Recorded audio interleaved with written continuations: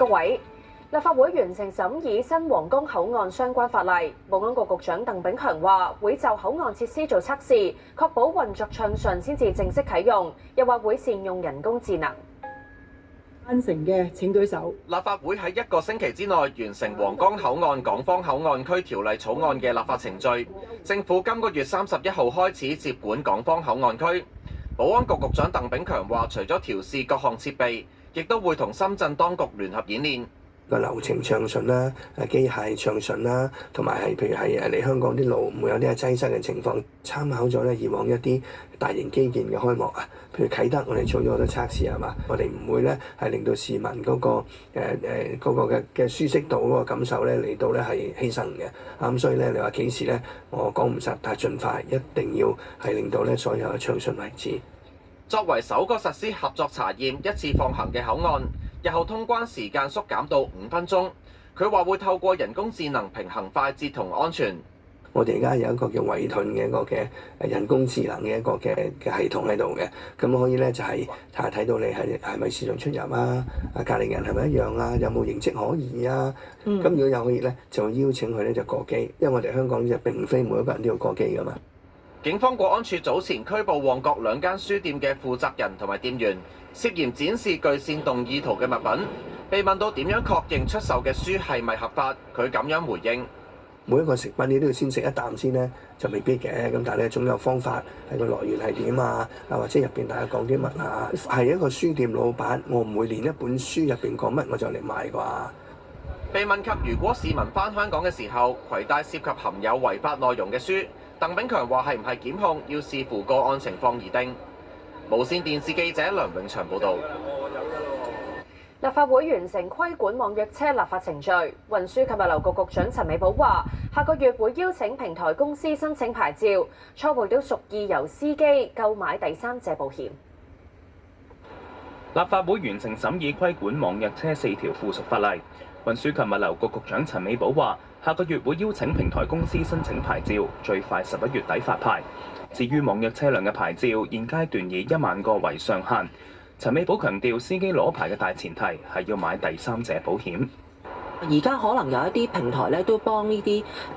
非法醉客取酬嘅咧，佢係一次過幫佢買保險。正因為日後嘅呢啲司機咧，佢哋可以掛靠喺多個平台嘅，咁所以某一個平台購買嘅保單，會唔會令至到佢喺其他平台服務嘅時候，大家會唔會出現咗一啲灰色嘅地帶？另外，如果嗰個司機佢本身有一份保單，佢有一個屬嘅保險公司，可以喺嗰個保單嘅基礎之上作一個延展嘅一個嘅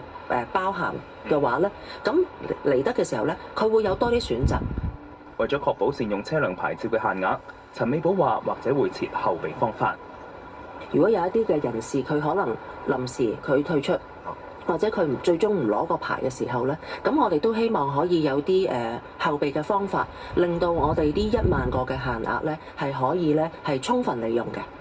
另外，政府調低商用車司機體檢要求，由70歲1年1檢降到去65歲5年2檢，但係就比起3年前諮詢立法會嘅時候建議65歲1年1檢寬鬆。陳美寶話係根據數據作考量。做咗一個小型嘅計劃，搜羅度咧睇到咧，原來大致如果根據我哋而家建議嘅嗰啲視力同埋聽力、反應力各樣一啲疾病，用嗰個嘅體檢嘅標準去檢查咧，大體我哋睇得到咧，啲司機咧佢哋個體格咧係可以過關嘅。除咗可能部分咧就係個視力，佢哋可能咧唔係太密去驗眼，個度數唔得準。我哋都希望能夠咧喺嗰個體檢嘅表格裏邊咧，都可能加入咗一啲註腳，就譬如就住佢體檢嘅時候睇到啲報告啦，咁可能有一啲地方需要注意嘅，或者要係提點咧，讓嗰個司機本身咧都會注意到咧，鼓勵佢希望佢能夠未來1年翻嚟做翻個檢查，但係當然呢個未必會影響到佢嗰個發牌嘅嗰個嘅規定。佢又話正係細化相關指引同標準。無線電視記者劉俊玉報道。警方過去2星期打擊電話騙案集團，包括搗破一個本地低息貸款詐騙集團，拉咗61個人，涉款3100萬。騙騙案層出不窮，今年頭5個月接獲超過16000宗騙案，超過20%係電話騙案，損失金額更加高達7億2千萬，按年急增6成6。警方商罪科過去2星期喺全港打擊騙案，拉咗61人，介乎17至到82歲，當中54宗涉及電話騙案，涉款3100萬。其中10宗針對長者行騙，以猜猜我是誰嘅方式，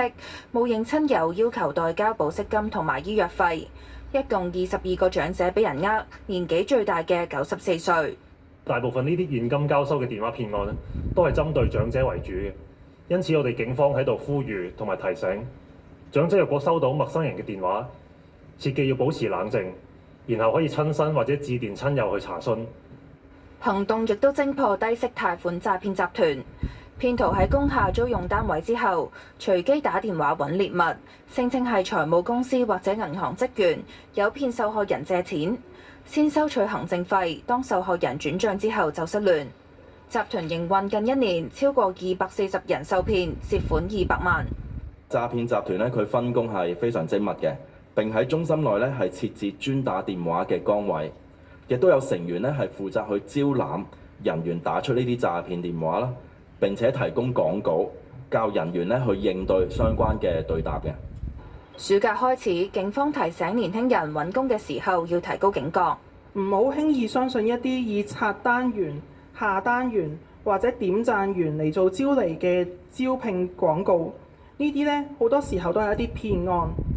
而若果呢啲公司要求求職者係用自己嘅戶口去幫公司去收付款，又或者甚至用你嘅個人名義去幫呢啲公司去財務公司度借貸，咁呢各位學生呢就更加要提高警覺。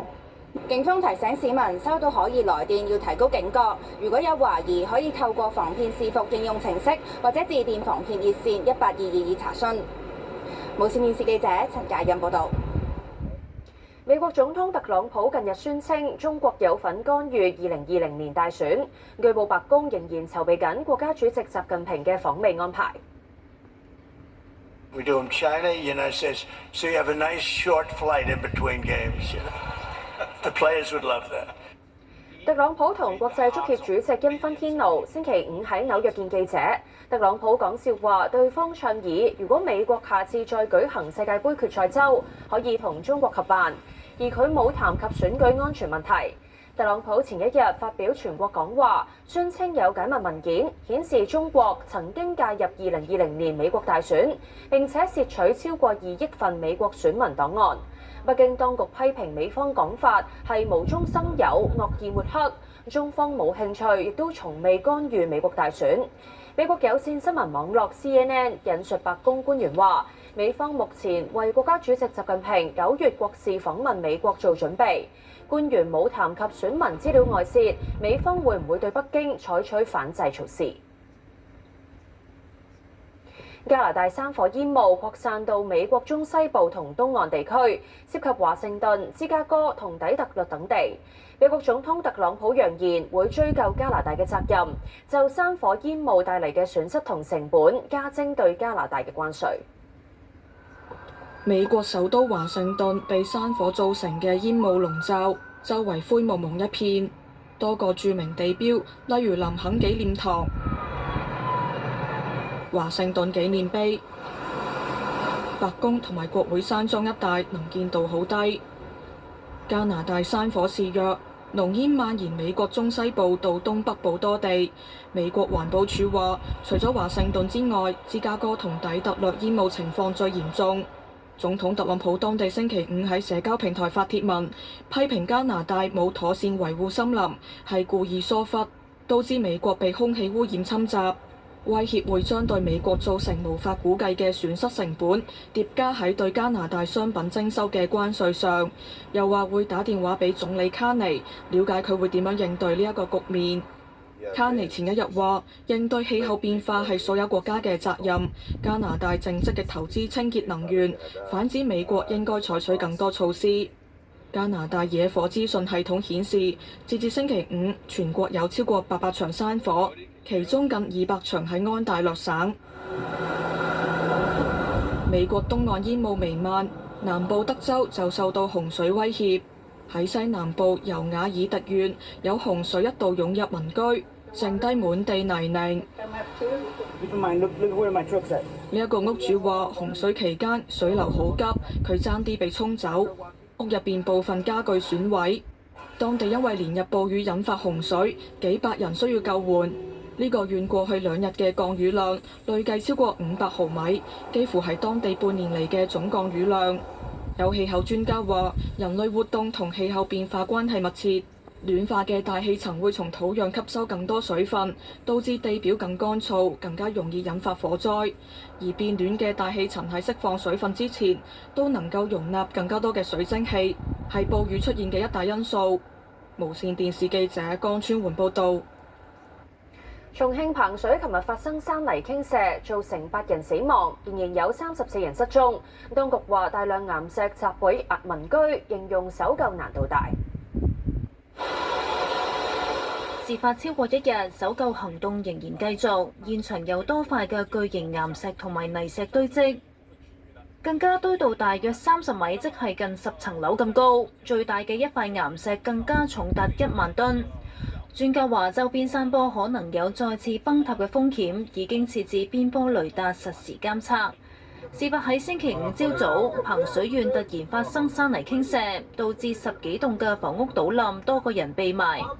事發之前，社區巡查人員發現有碎石由山上面跌落嚟，隨即安排民眾撤離，但期間就發生山泥傾瀉，巡查人員亦都被碎石擊中，需要送院。我們想到的是，主要先把居民全部疏散出來再說。好，然後我們就挨着每棟的喊那些居民全部下樓以後，他們走的時候，我們走在最後面，那個房子一下就垮下來了。有居民話：佢嘅媽媽目前仍然下落不明。就有點難受嘛，因為回去也不知道是什麼情況在裡面。我現在自己什麼都沒有了，我也不知道怎麼辦了。現在。中共總書記習近平對事件作出重要指示，強調要科學組織搜救，加強監測預警同巡查。無線電視記者曹家永報導。睇埋天氣，大致多雲，有幾陣驟雨。初時部分地區驟雨較多，同有狂風雷暴，吹和緩南至西南風。而家嘅氣温係28度，相對濕度85%，雷暴警告生效。空氣質素健康風險，一般同路邊監測站都係低。紫外線指數係3，強度屬於中等。新聞報導完啦，再會。